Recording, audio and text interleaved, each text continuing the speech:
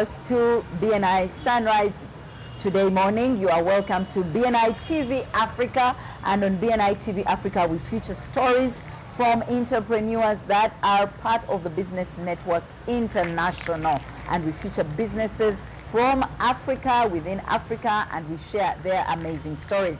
Most of the people you see on this platform are members of Business Network International, but every now and then we will have that extra person that has something else to do that's not part of BNI. BNI is one of the largest referral networking organizations in the world, and it's placed in many countries in Africa, and one of them is Uganda. So today we are coming to you live from Kampala, Uganda, Fairway Hotel, and this is a special feature on BNI TV Africa. My name is Sharon Tumusiime. I'm a member of BNI, and I am your host this morning. And today we have an amazing panel with amazing ladies that are ready to share their story. It is March, the month of March 2024, and the month of March we celebrate women.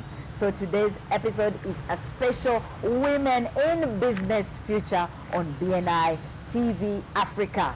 And so welcome with me to BNI TV Africa this morning are three amazing women in business who are members of BNI. They are Ugandan ladies, and they are here to share some insights even as we celebrate the month of women.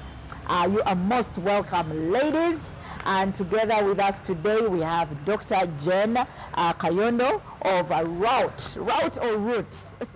Route International, rounding up the ages. That is what it is in full, where they do soft skilling, really essentially. We'll hear a little bit more about that. You're most welcome, Dr. Jen. Thank you. Yes, and right next to her is Florence Bagonza and Sereko of Eliwares, founder or CEO of Eliwares. Yes, of Eliwares, and they sell luxurious sanitary, ceramics, all those bathroom fixtures. Bathroom as well as home. I think you do tiles as well. Yeah. Yes, so that's what she is. So you're welcome, Florence. Thank you for having me. Yes, and together with us today, it gives us great pleasure to have with us on the panel Dr. Barbara Ofwono Buyondo of Victorious Schools. Yeah, it's Victorious Schools, and she's going to share a little bit about her story. She is the founder of Victorious Schools. I almost said Victorious International. I think I should add the international.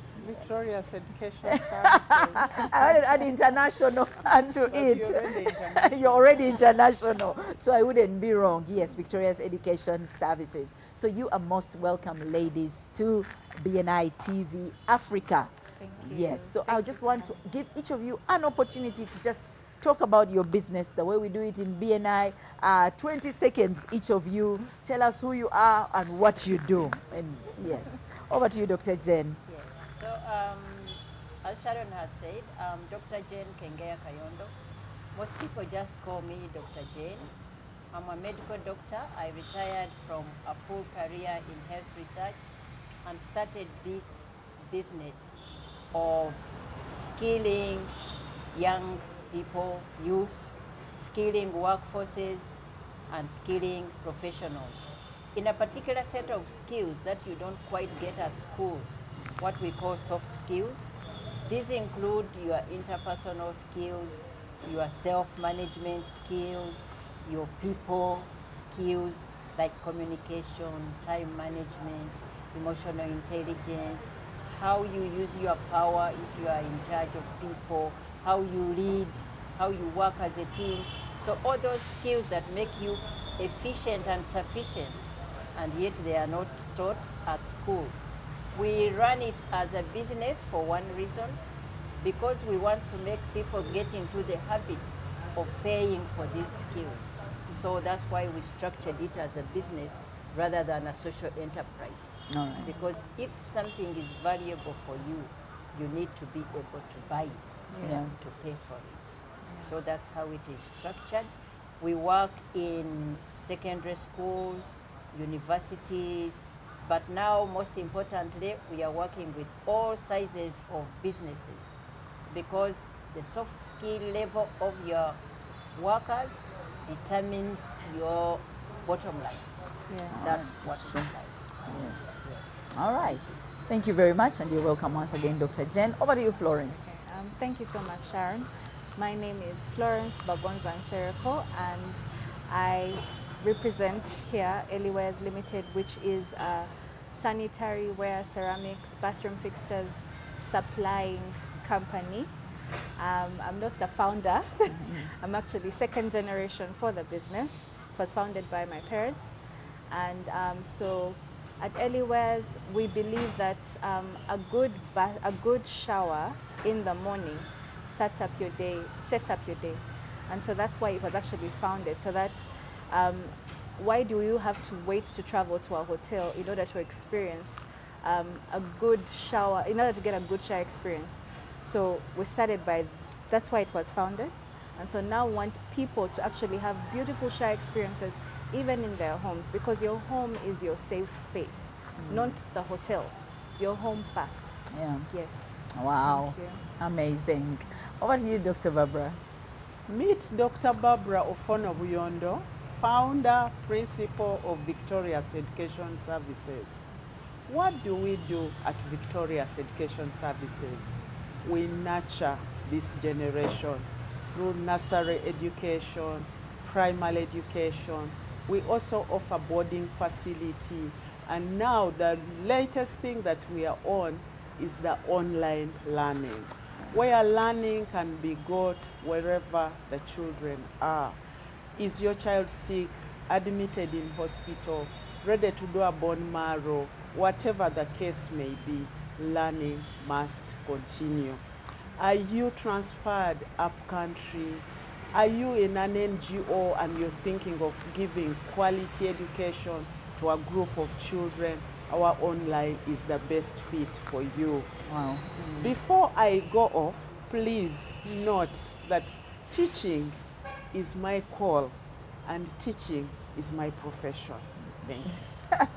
Oh, wow. Yes, I love it. So we have a diverse group of ladies here with us. Yeah. And like we said, today is the Women in Business Future. And the month of March is we celebrate women and their achievements and their extraordinary contribution to our lives, to our lives in different ways. So we are celebrating mothers, wives, daughters, sisters, friends, name them. If they are women, we are celebrating them this month. But today's future, we are talking women in business. That's why we've given them an opportunity to just tell us a little bit about what they do, so that you can totally believe that really there are women in business this morning. So ladies, we want to just have a conversation this morning about your experiences in business. And the objective really is to see if there's someone we can inspire to either start that business or to keep going in business, as well as advice and tips on how you've succeeded, how you've overcome challenges, because every problem is a human being away. Every problem that we have, a human being carries the solution, either through knowledge or their actual experience to be able to solve it. So that's what we are hoping to do just today. So if you're there, you are viewers, we would like to give you an opportunity to just share your comments in the chat. Let us know what you think, what you feel. If you have anything to add, if you have your experiences to share, we want this to be as interactive as possible. Go ahead and tell us what you are thinking. But just as we kick into it, how did you get into business? Have you always been business oriented? Is it something where you saw an opportunity? How did each and every one of you get into business? We'd like to start with you, Dr. Barbara. Had you always been, because you've told us you're a teacher, but now you're a principal, CEO, founder. So were you always that person that wanted to start business? Tell us a little bit about your story. How do you get into business? Thank you so much, Sharon. Looking at how Victorious Education Services started, I did not think about business. I was training to finish up my education as a teacher. What I was looking out for was to get into a traditional school. That's what I want. I wanted to teach in one of these church-founded schools. And immediately after qualification, I went to these schools to look out for a job opportunity. Yeah. And they all turned me down. Wow. And the reason was you do not have experience. Others, you are not an old girl or old boy of this school. Really? We really want to have people that can push our vision and know it, our values, and you are not part of this. So I ended up in a private school, which was not my dream at all. As I ended up in there, I was also in Sunday school, looking after children every Sunday, teaching. And I realized that the children I was teaching were really so loving, so warm, and I needed to do more with them. I was directed that these children need to be guided by my director, God.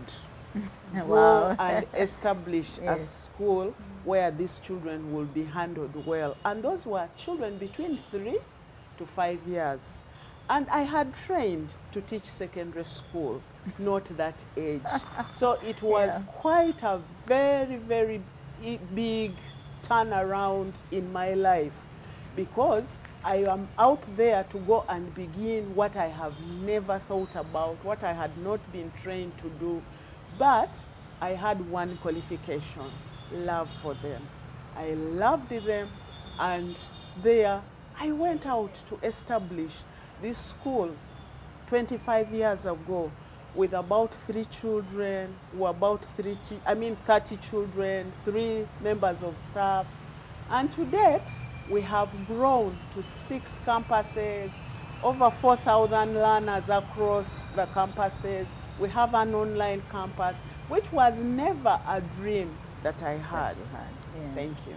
Wow. Wow. Imagine, from just 30 students, now we are looking at 4,000 of them 25 years later. What a story. Yes, Florence, how did you get into it? You just told us about your mom and your Yeah. dad and this business. Yes. Yes. Thank you so much, Sharon. So for me, I'm going to try and summarize it.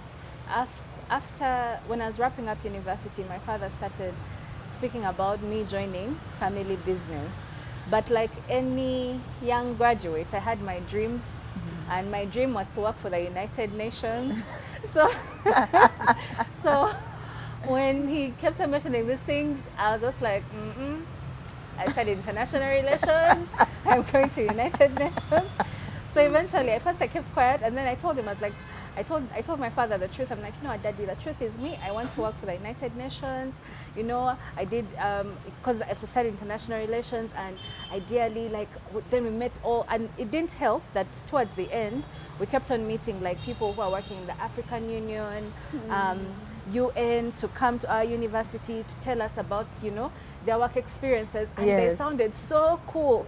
So I was comparing that to a family business, and Selling I was like, tails. You are like, no, no, no, no.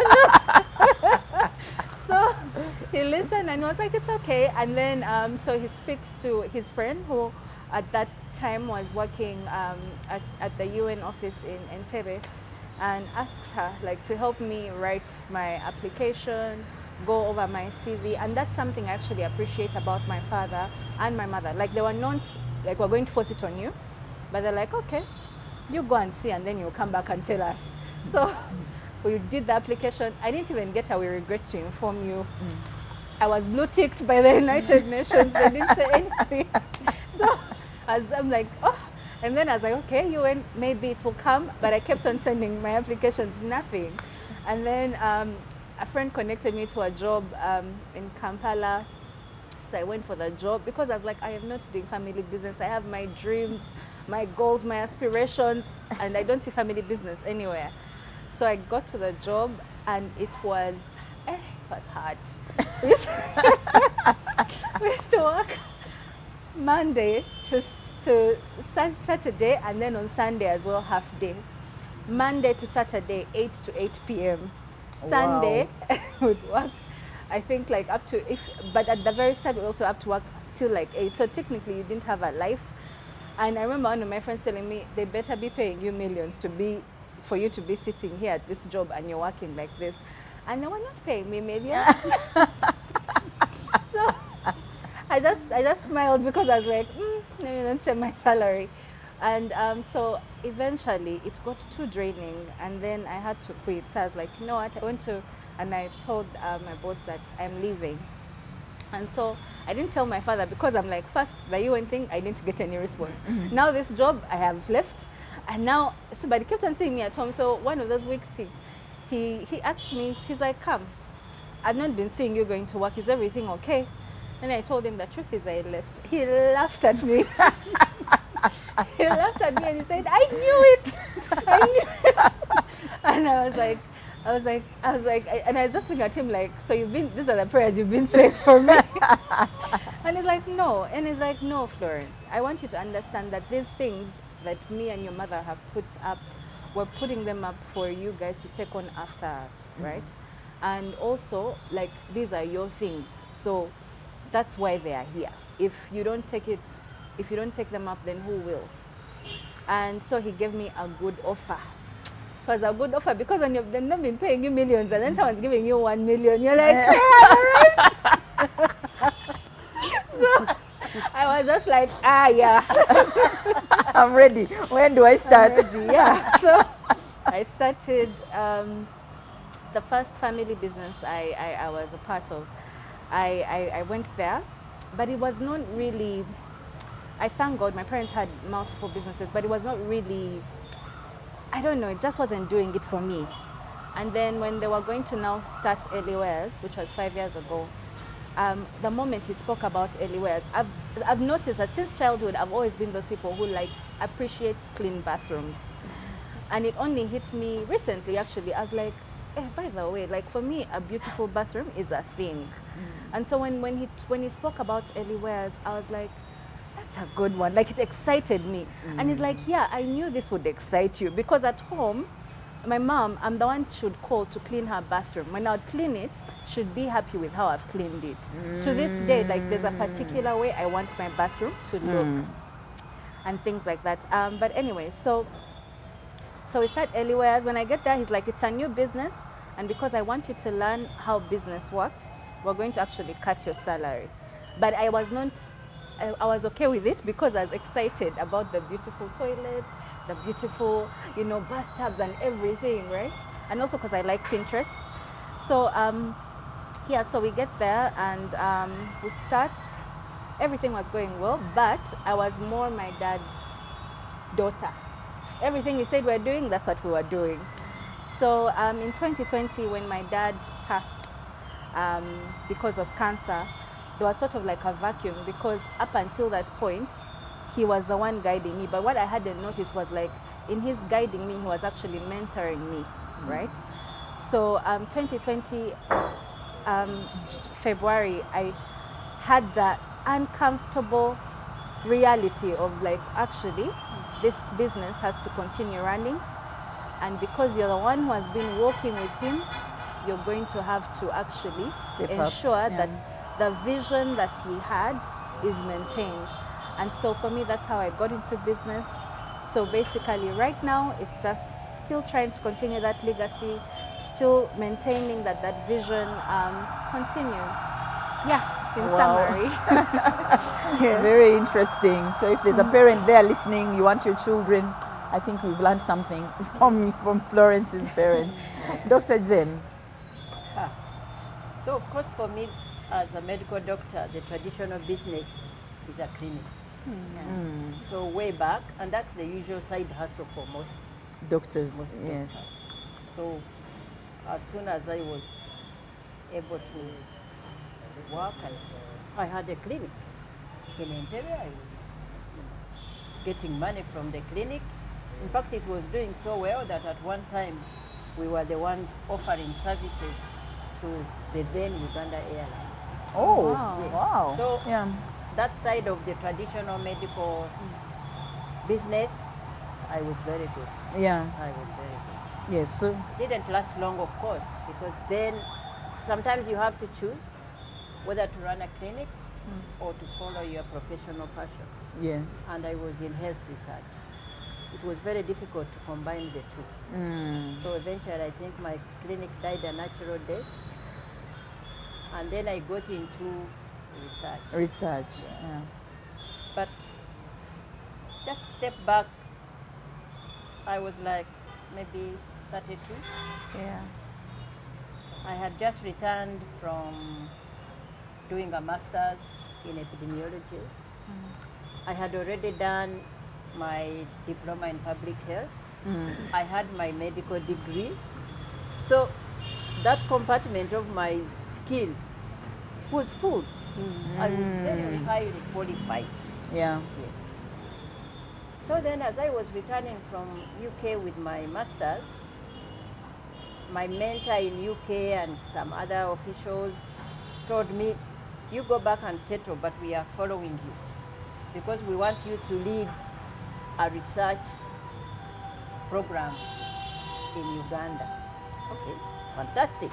3 months after I arrived, a big delegation came and said, we want you to, AIDS was just beginning. That was in 88 or 89 there, 88 actually. So they come, Ministry of Health, State House. Everywhere where we needed signatures, we got them to establish this big research program, which was going to do research in the field, in rural areas, particularly the Masaka area. Yeah. Build some headquarters in Entebbe at the Uganda Virus Research Institute. They selected a head to head with me, so we were co-heading. This was some Dutchman, God rest his soul, maybe 2 years older than me. He had also done the same masters I had done. And we were given this responsibility to head the program. First budget, £500,000. Wow. Without a proposal or anything. Just you start, we are here. That's when my tears started. That's when I realized that you can be so heavily loaded on the hard skill side, Yes. but you have no Nothing single else clue on this other side. on Yeah. this other side. I did not even know how to speak the way I am speaking now. Nobody ever taught me. My thinking was technical. I did not know how to build a team. I did not even know how to sit somebody at a job interview and select the best. Wow. You know, I had no skills on this side at all. Tears. I never shed tears because I couldn't do the job epidemiologically. It was because how do I handle an LOC villager to negotiate with them, to give us a piece of land, to build a clinic. How, it was always this other side which no one had grown I never me. told you. I Nobody. taught you about. Apart from good manners I had got from my parents, I didn't have anything on that side. Did I manage? Of course. But I have scars. I learned by mistakes. The worst way to learn. Yes, Yeah. the worst way to learn. Yeah. So I did that for 10 years. So the Medical Research Council Uganda Virus Program in Entebbe, which is now huge, I'm the one who started it. Wow. Only armed with one side of my skills, And the struggling on other this one side. Negative. And back then I vowed that as long as I will be able to change something, nobody should go to work when they can't do the job. Yeah. Because even if you are a good accountant and you don't know how to talk to people, and you don't know how to hold your emotions, and you don't know how to critically think, you don't know how to solve problems, what sort of accountant are you? Yeah. What sort of epidemiologist was I? Yeah. Do you know now? It's 40 years ago. But my business idea Started had then already formed. at that point. Had already Wow. formed at that. There was a problem. There was a problem. As I scanned the world, because I worked for the World Health Organization for many years, I worked for the Wellcome Trust for many years, I lived abroad for many years, I could see the difference between how people think and behave soft skill-wise in developed countries and how people think and behave soft Back at skill-wise home. back at home. And Yeah. it always pained me, Yeah. always pained me. So I registered this company even before I was ready to deliver. I registered it in 2013 when I still had 5 years to work. In your contract, yes. But I knew. Wow. Yeah. So as soon as I retired in October 2018, third March, I was already on the ground. Wow. doing My this. birthday. And Did here, did I think of it as a business from the beginning? Certainly not. But as I interacted with people, as I talked with people, people said, no, structure it like a business. If you structure it only like a social enterprise, you are going to be having to beg donors for money, yes, to yeah. be always asking for this. And then I tell you, people, much as they like free things, they don't appreciate them. Yes, We yeah. don't The value, yes. So at the beginning, I gave some free trainings just to entice people. But now I will charge you maybe traditionally 50K, 10K for use. Just for you to invest in yourself. But there's Yeah. something. Yes, yeah. Demonstrate that you really value Yes. the skill which you are Obtaining. obtaining. Is it working as it should be? It's too early days, but we are getting there. You're getting there. More and more people are coming forward and paying something little for the service and appreciating what Yeah. they do. Yeah. So for me, joining BNI was obviously to open my eyes more, but also to make the linkages and contacts and connections that I need. I'm also a writer. I believe that you can teach through writing. Yes. Currently, what has been circulating is my autobiography, but very soon I'm going to release a book on the 12 fundamental soft skills for individual, business, and life success. It's just they are dotting the last dots. So again, I will be teaching through writing. So that's going to be also. And then you can sell the books. You and can sell money the books. from the books can also Support the run, business. can run the company. But it's also another method of teaching. Of teaching, Yeah. because other people can buy the book Yes. and teach in And- their and teach in organizations. their- in Yes, their so own- the information is going in out. their own Yes, organization. yeah. And maybe finally, because this whole sector of soft skills functions at the moment piecemeal. So me, I teach you to be a good speaker, one person. Another one, I teach leadership. Another one, I teach teamwork. Another one, I teach this. Another one, I teach this. There's no umbrella organization That where which everything. brings everything together. So I have been pushing, and we are almost there, to form an association for soft skills development. Oh wow. Yes. Yes. But like yeah. whenever you start something, the burden falls with you. Right now, Yes, the burden I'm is with the a vision founder- bearer. I'm the founder, president. Secretary Treasurer. But we are looking at really organizing this sector. Companies which work in this sector will remain working the way they work, but quality control, who is looking at that. If you are working like this, each one of you is giving a different certificate. And how can we give different certificates? How can we work as a sector? Because I think unless we all work together, like this is not doing it. And I'm really passionate about coordinating it and bring it all together. Is that a business? Who knows? Associations make money.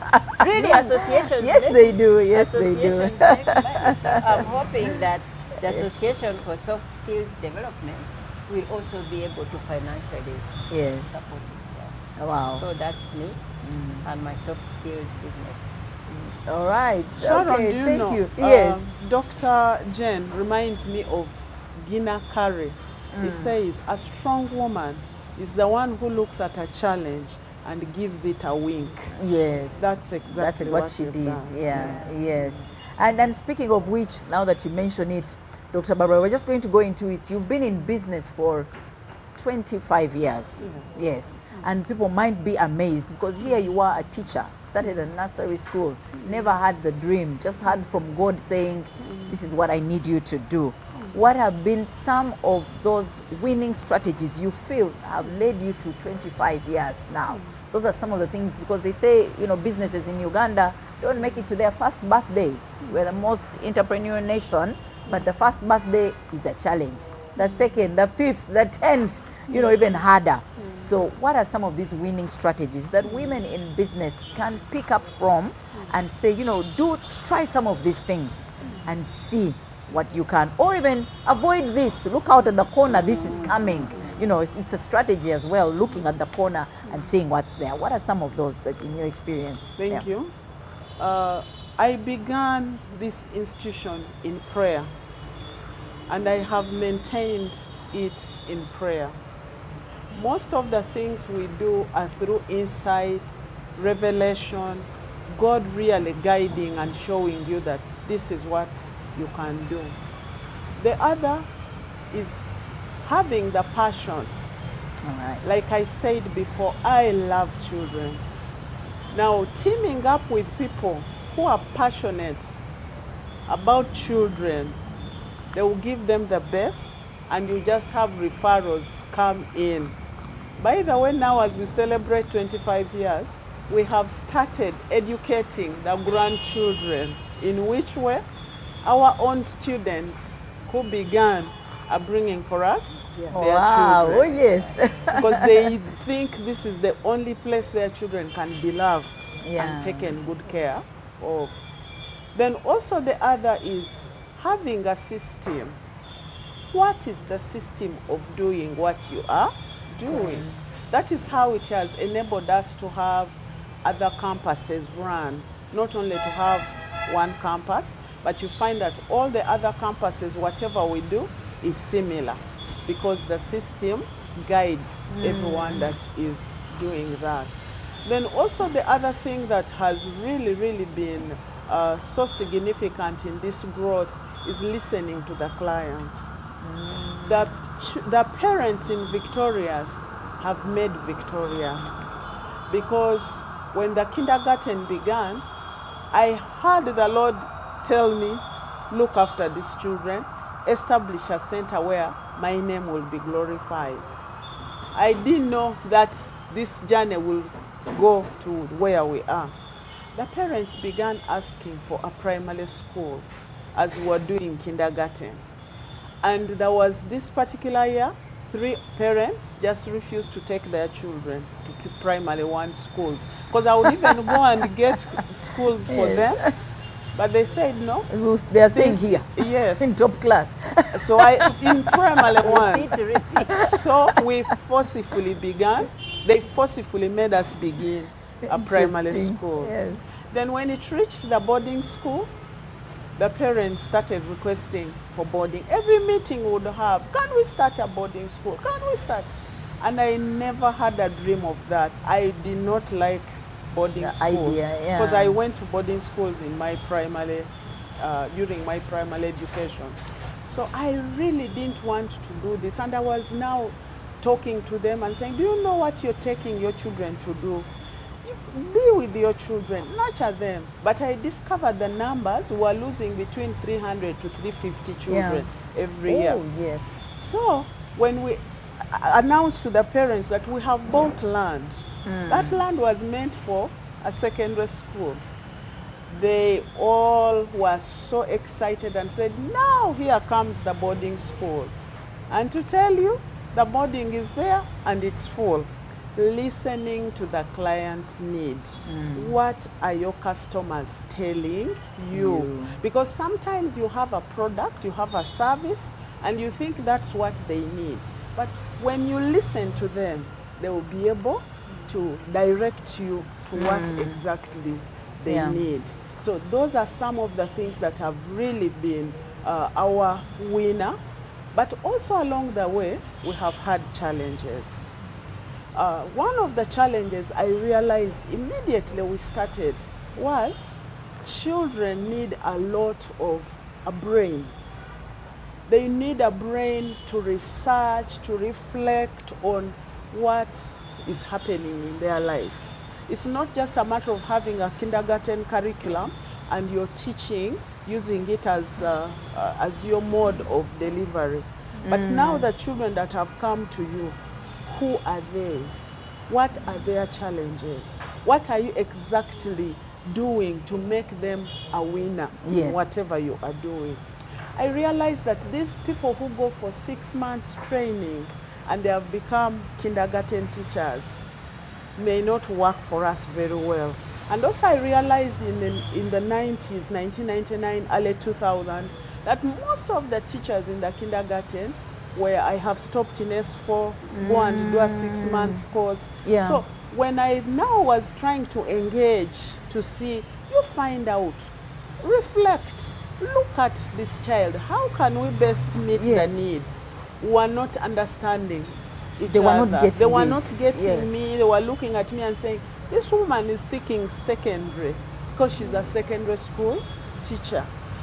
But now the thing that helped me, I started speaking to graduates and talking to them and say, you know, because at that time people were telling me, you're demeaning us. It's like your school dropout to be in a kindergarten. But I now started encouraging the graduates, teachers, please, if this is your field, come and we nurture a generation. Because with your skills, with the exposure you have, we'll be able to give the best to the children. And in fact, what I can say, the level of exposure in education of an individual is best to be taken in the foundation. Because when you get the foundation at that right, level, yes, then the everything building comes out better. Yes. More So secure. I also, it was a challenge, but it helped. In this country, now I can stand and say, I have contributed to that department because many graduates, many people with the masters now have known that we can give a contribution in that area. At that level, yes. Yeah. Though when they come, they do not know what to do, but as you keep helping them out to understand, you orient them and help them to understand, it becomes very easy for them to adopt to it and give you the best than the one who is not exposed to that level. Yeah. The other is, you know, when you begin a business, many times people want money. But me, in my prayer closet, God asked me, what do you have? Because at that time, I had 1 million shillings, which wouldn't do much. And he asked me, what do you have? I started scanning myself and I discovered, oh, I have passion. I love children. I have skills to handle them. And money was now a secondary thing. But still, when I went to get this money, they were asking me for collateral. A girl of about 26, 25, you're asking which her one does she have? for collateral. Yes, yeah. Where does she have the money to own that? I didn't have anything, but I just had that passion, and I told them, I'm passionate, and I know what I'm doing. I will do it well. Trust me with your money. They never trusted me with the money. And they also asked me, who are the directors, the proprietors in the school? I told them, you're looking at them. I am the one. And they looked at this young girl and they never believed. But 25 years down the road, if I now walked to the bank and just told them that I have this project, I think it will pass easily. Then the other challenge I had was mentors. You would look around and say, which woman can I go to? How can they help me in this? And it was very difficult to find them around. In this generation, you, Florence, you are lucky. You have many around you. And when I try to do this, you go maybe to a school, you want to benchmark, you want to learn, and people are closed. Hiding, They are not sharing. And it's something that I told myself, I will always give my best to someone so that they don't go in the ditch that I went in. Because I went into there and began looking and finding my true north well in the business, which was very difficult. So those are some of the challenges and also the great things that has happened in this 25-year journey. Because it's because of those challenges that you're what you are. By overcoming them, you are able to continue scaling and overcoming all these things. So thank you very much. And I think back to you, Florence. Now she actually led us into our next conversation. You've listened to all her challenges. What was the value? What has been the value of learning from someone? Because your opportunity, you had an opportunity to learn and then do. What do you think that has done for you compared to, say, Dr. Barbara's story, what she went through? Okay, so for me, I'm so thankful that my dad, I got the opportunity for him to actually show me how this business works. Yeah. And surprisingly, 2018, he was so insistent on me tagging along on the trips to introduce me to our different suppliers, right? And so I'm like, and that was like the first time my father had done that. Like before, I'll just hear, okay, we are going here, and then he'll share pictures. What do you think about this toilet? What do you think about this design? Things like that. And I'll just tell him. But 2018, he was like, we're going together. I need to introduce you to the suppliers. I need you to speak to them. I need you to ask them questions. I need you to tell them, this is your business. What sort of product do you want? You get. So when we went there, I'd look at him and he's like, ask the question. And I'm like, so how much is this toilet? And then, but yeah, so anyway, so he kept on asking, and then I remember it was a lot of work, but when I look back, I know that that was also God just trying to make sure, because 2019 is when he got that diagnosis. 2019 around March, that's when he got that diagnosis that he had stage 4 throat cancer. And it went downhill from then, right? So now it was me in touch with the suppliers because he couldn't do it, right? Yes, And so it's me who he couldn't speak because properly towards the end. And so you just type a message, call this person, text them, ask them this question. And I think because we had gone, it was easier for me to have those conversations with them. But yeah, so then when he passed, it was very daunting because you know, you have like a covering, eh? Like, even if I have a mistake, like make a mistake, I have a covering, like who is going to like, you know, like someone who's going to proofread your work. And now when my dad passed, I was like, there was no one to proofread my work. And so for me, that was very, very, very tough because I wasn't sure if I'm doing the right thing. I had so many questions, like much as yes, he had, you know, like taken time to teach me all these other things. There's so much I didn't know about shipping, about pivot. What is that even? So I'm like, now, like, these are things that I'm like, these ones he didn't teach me. Now what should I do? But I feel like because of that, when COVID came and we're not allowed to travel, because I had the opportunity in 2018 to build relationship and rapport with the suppliers, in 2020 it was like we didn't have any issues with ordering stock and getting it here because now they knew who I was, and even me, having gone with my father, I knew how to bargain. And also, like, I'll just be able, I'm like, no, we're not taking that, we want this. Like, I knew how to, like, okay, ask, but also how to also guide the team on, like, yeah, let's do this, let's do that, things like that. So 2020 we didn't really struggle. So I remember people kept on asking, how are you guys getting your product? And I'm like, no, we're in touch with our suppliers. They're like, do you trust them? Do you know them? Because for most people, they had to move to a digitized way of doing business, but they would have to go by faith because they've not met these people. They had never met these people. So you just have to trust and believe that whatever you're discussing is what you're going to actually receive. Whereas on our part, I'd met these people, right? I knew what to expect. I also had known how they think because, like, obviously you'd be there and then you're speaking like your local language with your father. It's like, this is how he does his business, but now you have to be tactical like this. So, things like that. So it helped us, like, be able to, like, just navigate that space smoothly. Yeah. So for me, that was the greatest advantage. But my greatest disadvantage was also just when he left, I felt like I had no covering. Like, I had no covering whatsoever, and it was hard. It was hard. It was really hard. Yes, really but it was hard, definitely much better than if you had. If you had been at the UN sitting and they're like, now Daddy has gone, it's time, you know. No. Actually, think about it, and I'm like, if we had not gone through that phase of being trained, Eliwares would not be here today. Because at least I got a feel of how the business runs, what is expected, how to, like, maintain it. But also my dad used to read a lot.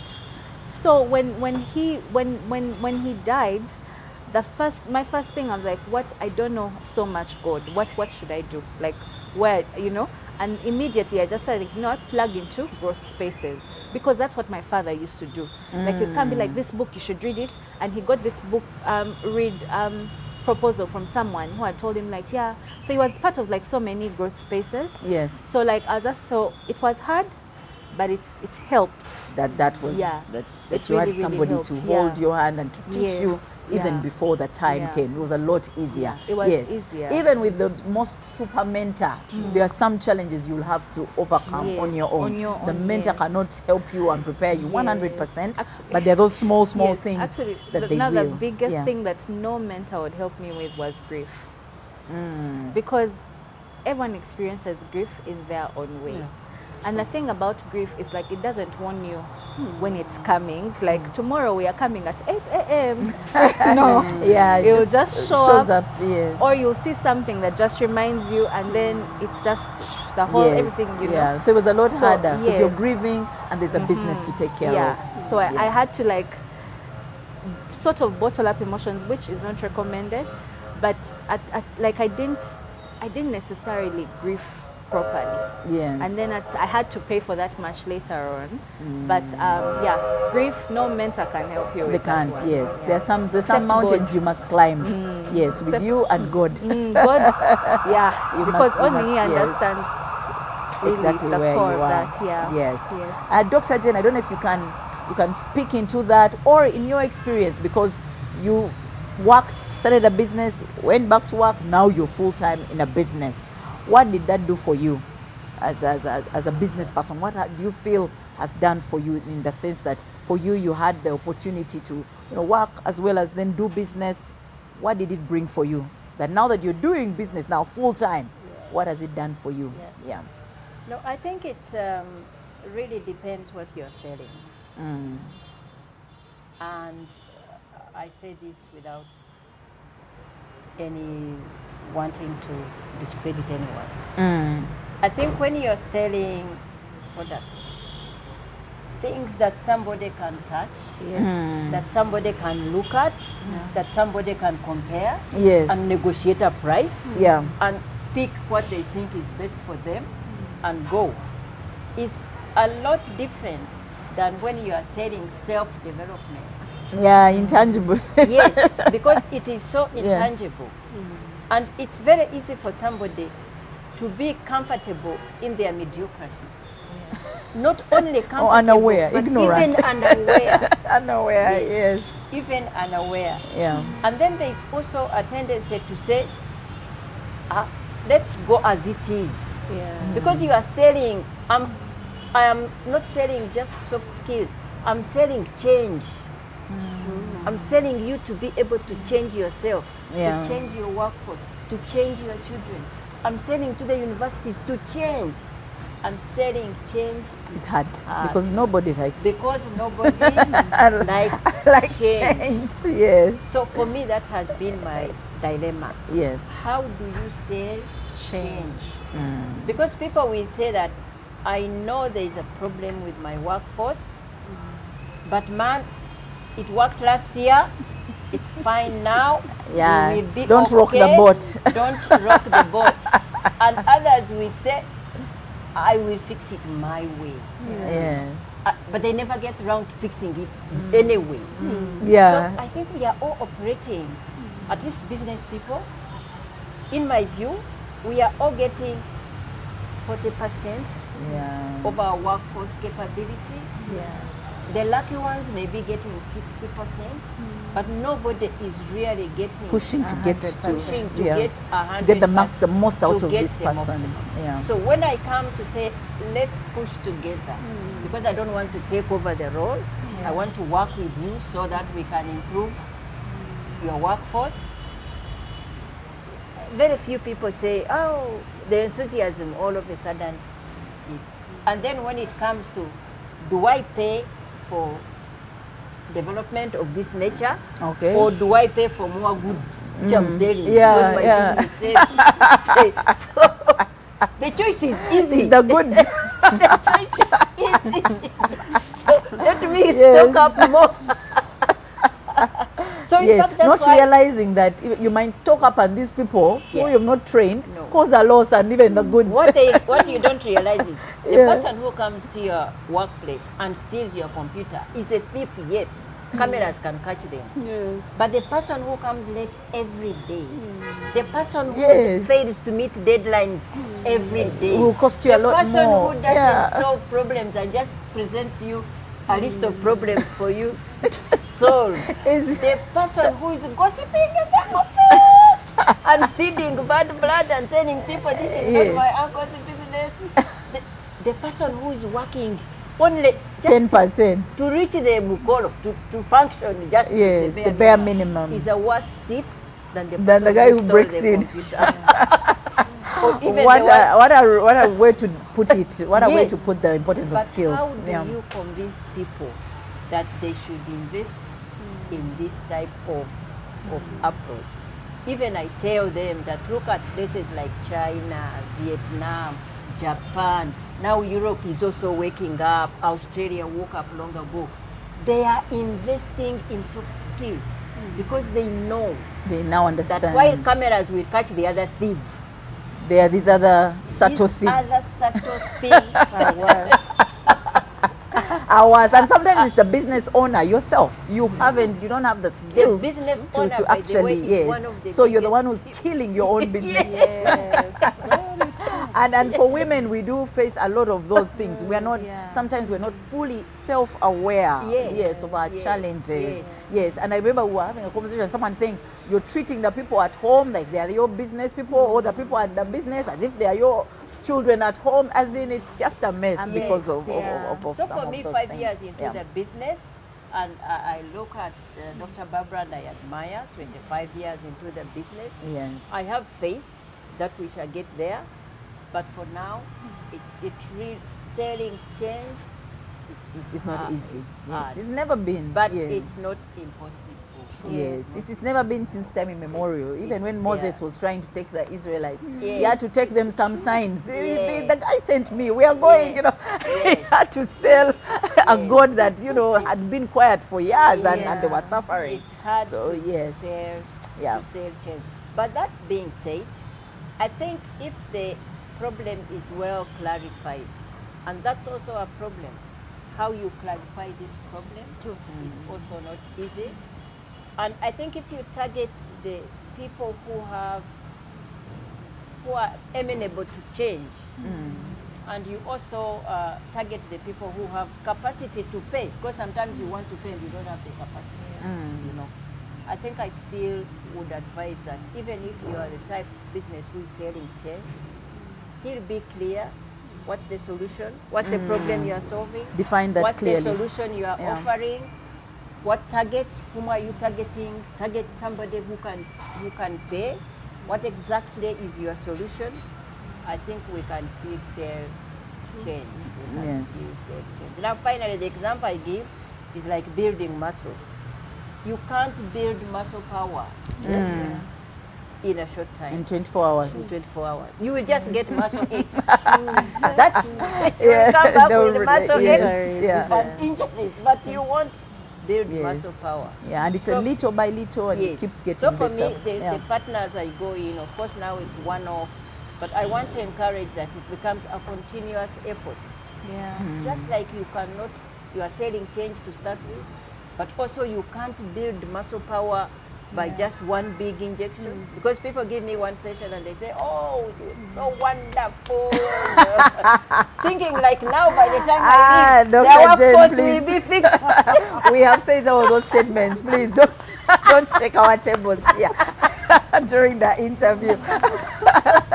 It's a continuous thing. It's a continuous thing. It's not it takes time. magic pill It of takes, one. Yeah, it takes time, but hard skills, soft skills, married together in a workforce is the best solution for every more business, productive. for every family, for every school, for everybody.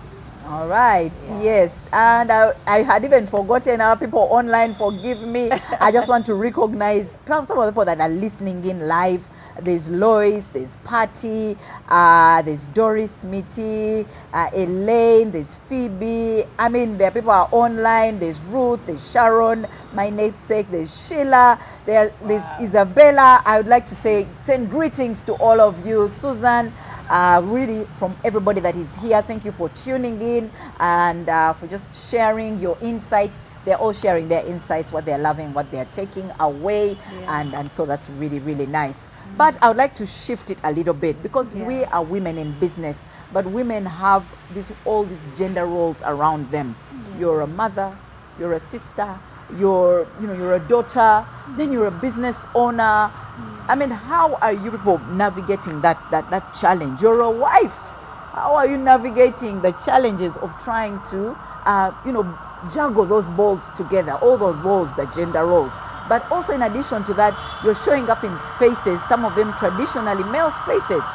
Yes. How are you managing this as women in business, even as your businesses are growing? What are some of those, maybe one tip from each of you, what you've done to be able to win both at a family level as well as business? Because many times there's a challenge there. But also in the boardrooms, in these business meetings, in the conversations, what are some of these things you're doing as women? Because sometimes we show up for these meetings as women, and you're having conversations with, these men who are probably more assertive, more aggressive. The way they play is different, and you've come here as a nurturer. I'm a teacher, and you're showing up here to negotiate some of these big deals in the bank. How are you managing some of those? Over to you, Dr. Barbara, as we come down the road. Thank you so much. Yes. First and foremost, when a woman gets into the boardroom, I want to discourage us. Don't do the work of serving tea. Because people are discussing. I am a nurturer, and that will naturally come in. Yeah, you want to make people and start serving tea. That is not your role. You have come to add value to that organization. Space, yes. So I am not saying we are at the same level with men, but our roles are the same at that time. At that point, yes. Yeah. So that is something that we need to recognize, that what is the value I'm going for in this meeting? If you're called for a meeting, if you're going to chair a meeting as a CEO, as a director of your company, don't just sit and say, I know everything I will do. Sit down and plan. Yeah. Look at exactly what your organization is going through and what is the problem that you want to fix. Read around. Look out for examples, what you have done. When you speak, you will speak with authority. And the eye will not even catch the ones who are not serving tea, because you want to see the issue implemented. Yeah. Maybe the other thing as we need to do is also to keep ourselves informed, because people are looking out for solutions. When someone has a challenge, what is the solution? When you get into these associations, I'm glad Dr. Jane is thinking of an association. There are associations, there are organizations. Move out. Don't just be in your organization and say we are the best, we are among the best in education. What are others doing? Yeah. As you keep getting on to what others are doing, it adds also value on you. Yeah. And sometimes there are things that will even push you to go and do a 2-week, 1-week, 1-day training. And you will go and do. Like, if I have discovered I am not good at communication, then I'll catch up with Dr. Jane. Exactly. Say, can I have this coaching? Do this to me, and I will have value. So when you reach in this meeting, you are there listening in. You have also taken time to really read through. Sometimes we go to meetings when we have not read any information that has been given to us. Even in our organizations, there are minutes that have been recorded. Do you read them? Do you look out for possible solutions for them? Now, when you come here and you're engaging in those 2 hours or whatever, 1 hour, you already have your points that you want to put forth. And everyone will say, this woman is so bright. Yes. And the issue of a woman will not even be an issue. But the issue now will come on the face. We need so-and-so in this meeting. We need so-and-so in this meeting. Because they will see value add because of your presence. So that is something that we really, really need to come to really make part of our lives. Be intentional. Whenever you are, be intentional that what value am I going to add to the space that I'm in. And as a CEO, know that you are the vision bearer, you're up there.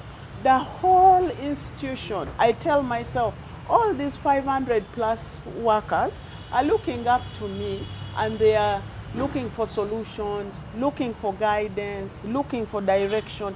If I don't empower myself, what will I give them? Yeah.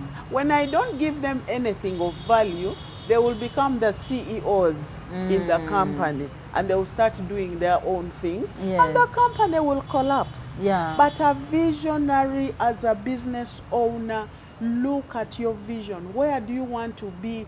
Come 3 years, come 5 years. Begin looking out for ways, things that can begin to shape your journey, and you start giving them little by little. We don't give children food to eat one day to grow to 5 years. But each time we are giving them little by little. So you keep nurturing your company in that way, and you'll be relevant. Yeah. Thank you. All right. Florence. Dr. Barbara is one of those people that speaks and you just like continue, please. So for me, the little experience that I have is just like Dr. Barbara said, it's important for you to stay in growth spaces because as a leader, it's important. It matters that you keep learning because you don't know everything, and sometimes you're one piece of knowledge away from hitting a milestone in your business, right? And so for me, one of the things that has really helped is just staying in growth spaces. I'm still in them because I still believe I still have a lot to learn. Yes. But they've helped me think about how to run the business, how to, for instance, now at Eliwares, we never used to celebrate people's birthdays. But I happen to have joined Harvest Institute I joined Harvest Institute, yes, 2021. And so they were teaching about servant leadership and just how to actually build relationship in the workspace, right?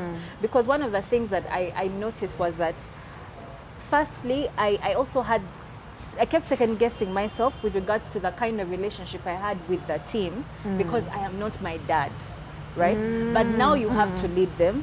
Now you have to get to know them on a deeper level, because my father was those people like he would like, how are you?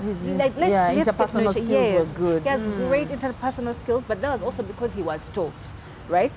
And so now I come into this space, I'm like, okay, and you could tell that, okay, much as yes, we had worked together, you know, like the stages of leadership. I hadn't gotten to that stage where the team trusts me enough to allow to be led, that even when I say this is what we are doing, they will willingly agree to it.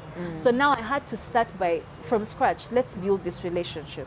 And so being in Harvest Institute taught me, like, okay, we started, like, it seems like a simple thing, but just celebrating someone's birthday made them feel valued, made them feel appreciated, made them feel seen. And it's something that we've continued doing. And I don't have to be the one to even be there, because now at work, there's a gentleman, Jonathan, is in charge of the well-being. He ensures that all birthdays are celebrated, even when I'm not present. Yes. But because even him, like he enjoys it. Like you can see that everyone is like, my birthday is coming up, and they're expectant. Do you understand? And you can tell that, yeah, if you do nothing here, you've you've lost the team.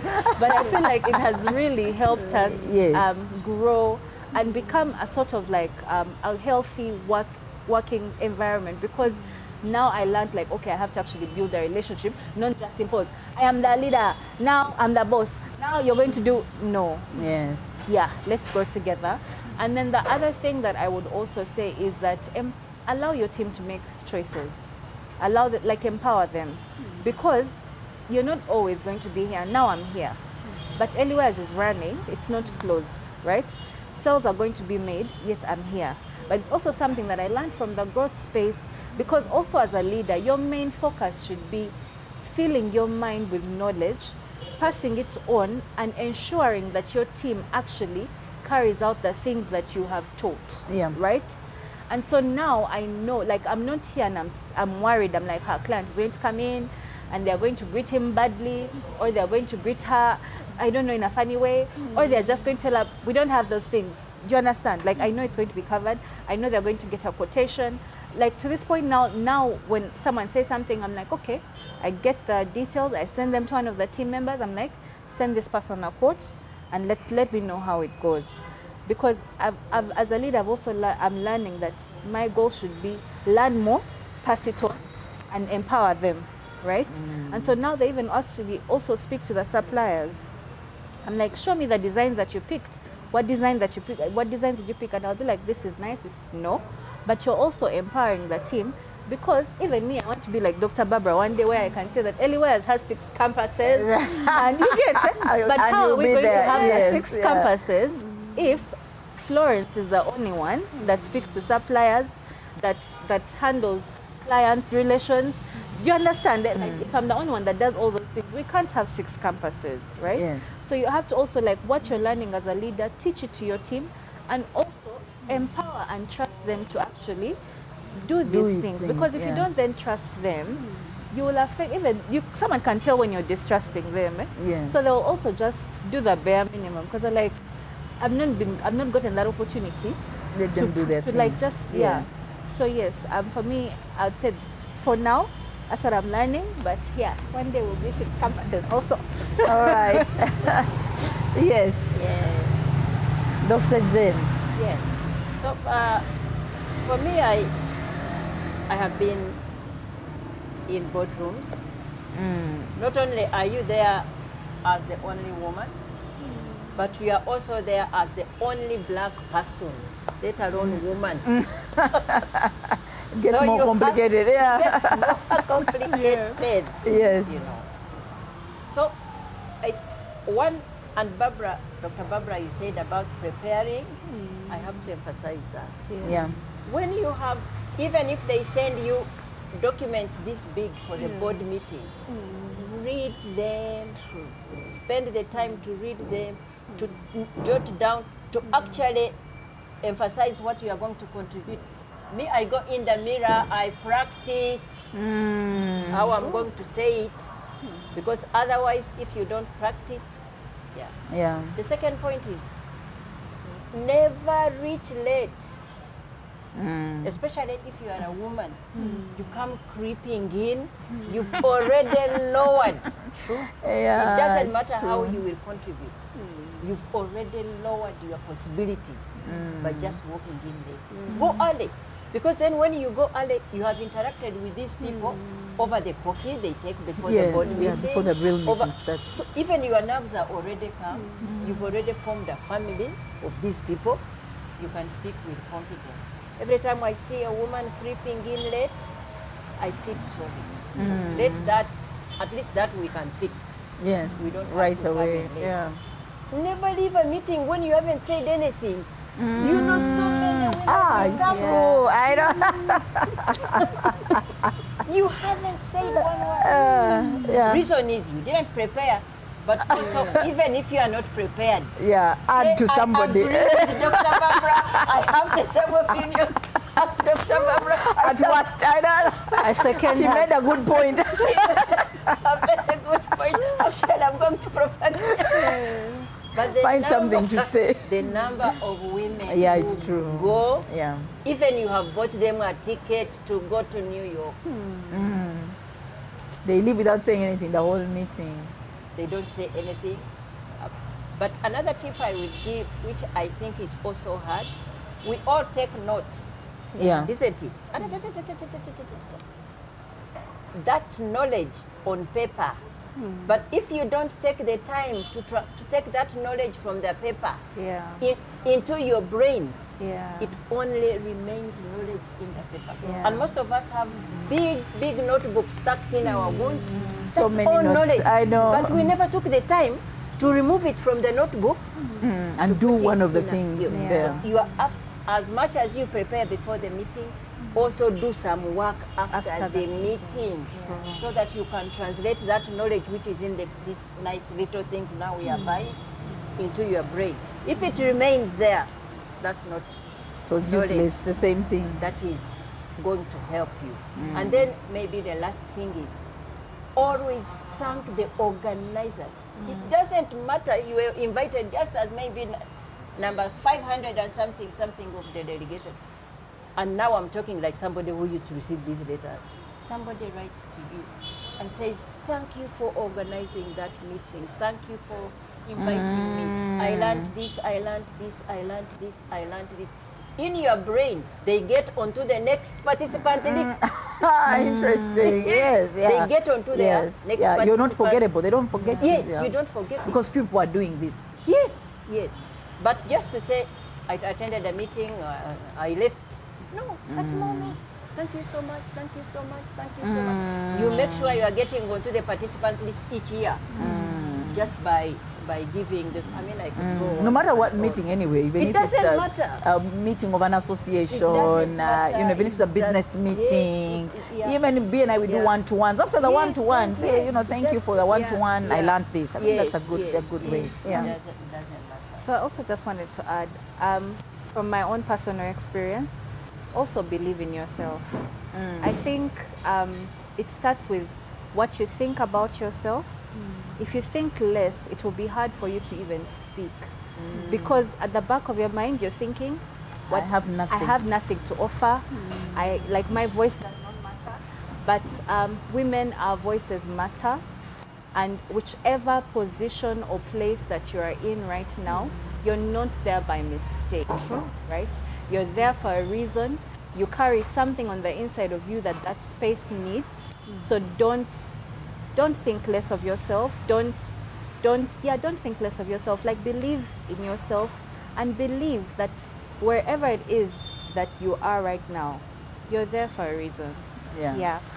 Wow, thank you very much for that. But even as we wrap up, unfortunately, as it is like on always these panels, it's never enough time. A lot to say, but never enough time, yes? So I just want you guys to just wrap up and give us your parting shot. We'll start with Dr. Jane as we go down all the way to your parting shot. It could be about anything, not necessarily what we've talked about, just something you've remembered, maybe it's on family, just some bit of, yes. So I think one crucial situation that we find ourselves in as women is you have work, business, you have life, you have family. How do you juggle these balls in such a way that none of them drops, but all of them are in good shape? And that's something we struggle with.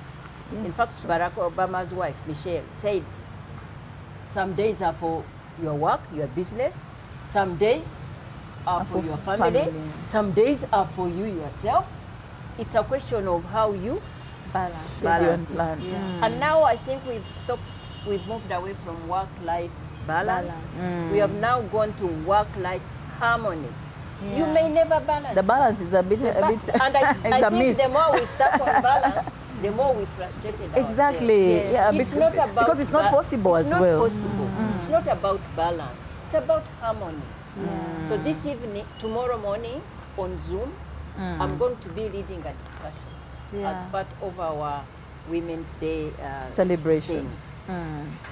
Let us sit together and discuss this work-life family harmony. Yes. What are your experiences? What can I learn from you? What are my experiences? What can I learn from you? Because I think until we as women, we figure that thing out, we shall nurse guilt to start with, but also we shall think failure, when actually it's not failure, it's because that day work took over. Yes, you know? And it's okay. And it's okay. And then we need to start thinking quality rather than quantity. It's not about the quantity, it's about the quality. So I'm hoping that many of you listening to me will sign up. The sign up link has been going round. And if you have it, share it with a fellow woman. Yes. The fee is only 50K, just to make sure that we have enough data and we have people for Wi-Fi. I mean, those key things. Those key things that you need to keep the system, running. Yes. But my message is, try and find a way of learning these skills to ensure that you are in harmony, not in balance. In balance will frustrate you. Yes. In harmony is what we are talking about. So I'm looking forward to having a chat with you tomorrow. It's between 10 and 12. If you don't have the registration link yet and the payment link, Ask your colleague, pass it on, share it. Let us fill the room and let us celebrate together, but while learning at the same time. All right, very nice. Thank you very much, Dr. Jen. Over to you, Florence. Thank you, Sharon. Thank you, Dr. Jen. So for me, my parting shot would be, it's a journey, it's not an event, especially when it comes to business, mothering, marriage. I think just following with what Dr. Jen started with, I think most times we have that pressure of like, let's hit this today, must work out, everything must get solved today, right? But what I am learning also from the spaces that I'm in now, for instance, now like here, I look at Dr. Jen and I look at Dr. Barbara and even Sharon, and I think, I'm like, okay, these ladies have achieved so much, right? And they are 25 years in business, and right now I'm at 5. I shouldn't be putting so much pressure on myself to be at Dr. Barbara's level. Like At 5. At 5. Do you understand? You get, because I feel like it's something that we struggle with.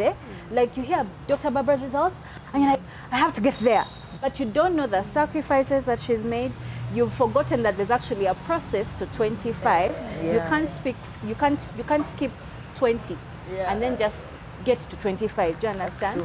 So what I want to just extend to the ladies that are watching this is that life is a journey. It's not an event. Remember to extend grace to yourself as you work towards your dreams. But also, I'm not saying that be complacent.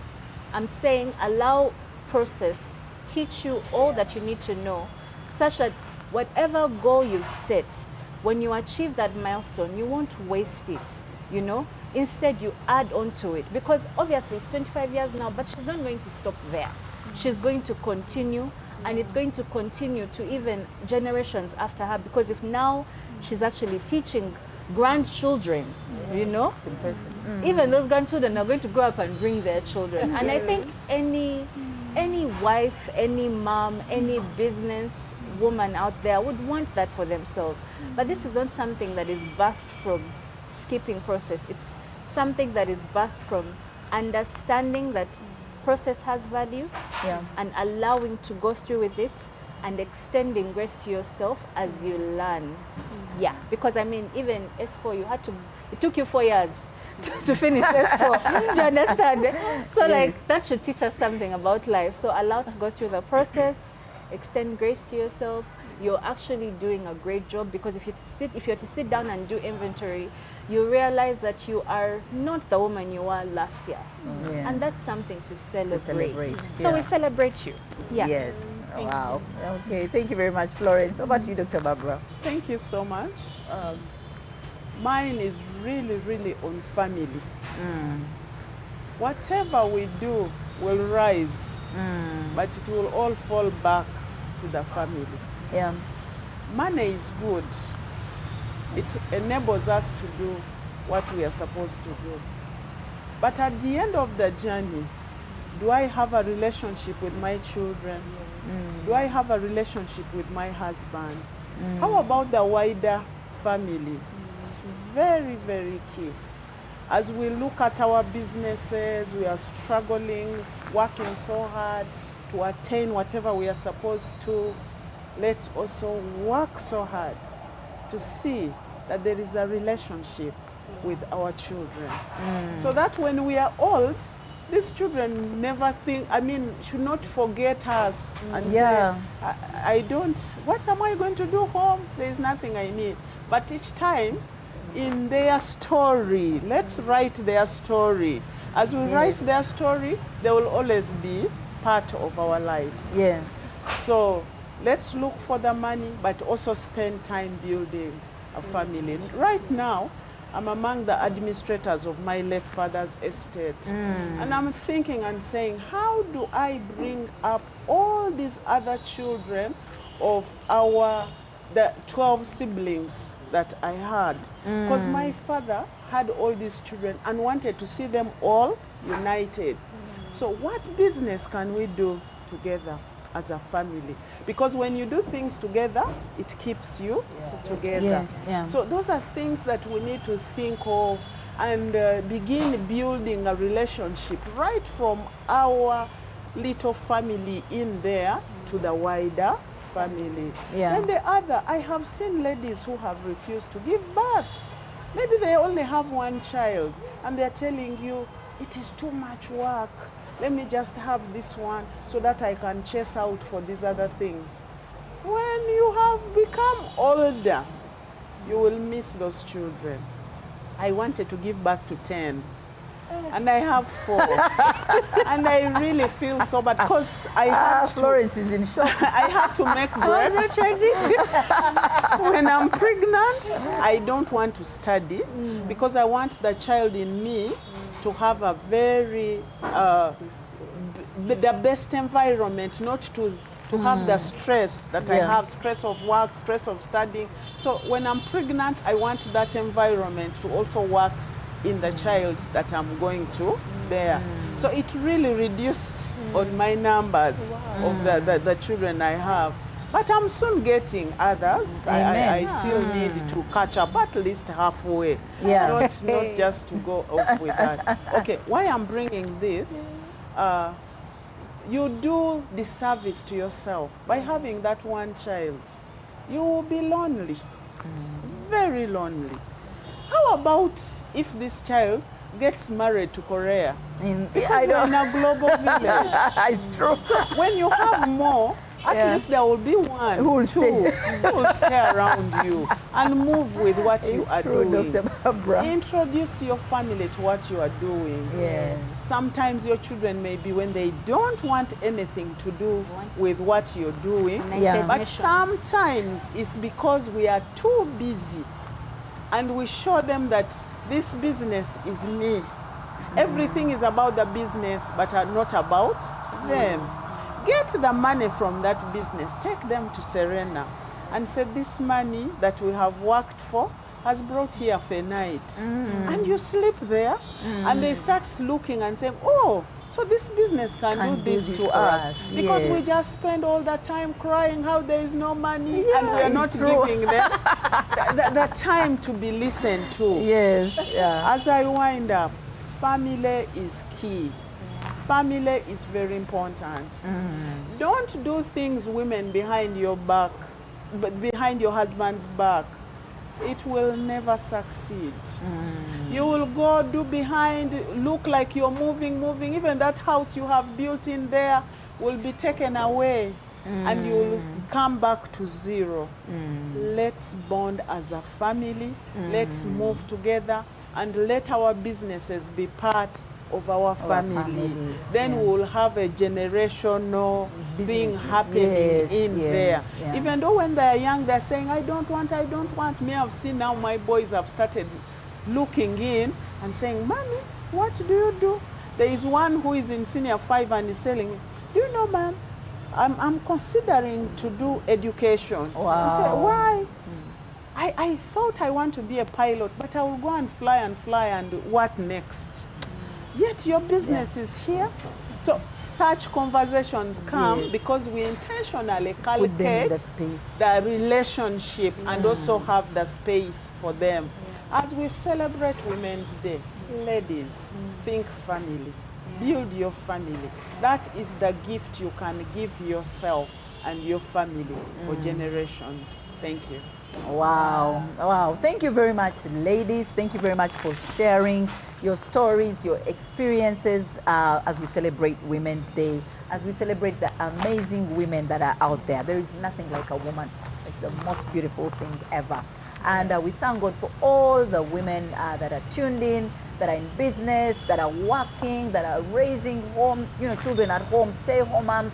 We celebrate every woman, whatever hat you put on when you're not raising and taking care of the family. We celebrate you. Even that woman who doesn't have your family, children you've had, but there's extended family, there's your mother, there are your sisters. So really, we just celebrate women. And this Women's Day, we want to tell you that strength and dignity are yours. You go out into the world, know that you're intelligent, that you're worth it, that your dreams are valid, and there's greatness in you, in each and every one of us as women. There's greatness, and the world is waiting for you. Do not listen to those voices that are saying contrary to what we are telling you this morning. Everybody has a story, everybody has what to give. And so this Women's Day, we celebrate all the women out there. So have a happy Women's Day. God Happy bless you, Women's and Day. go out there and win. Thank you. Thank you. Wow. All right, ladies.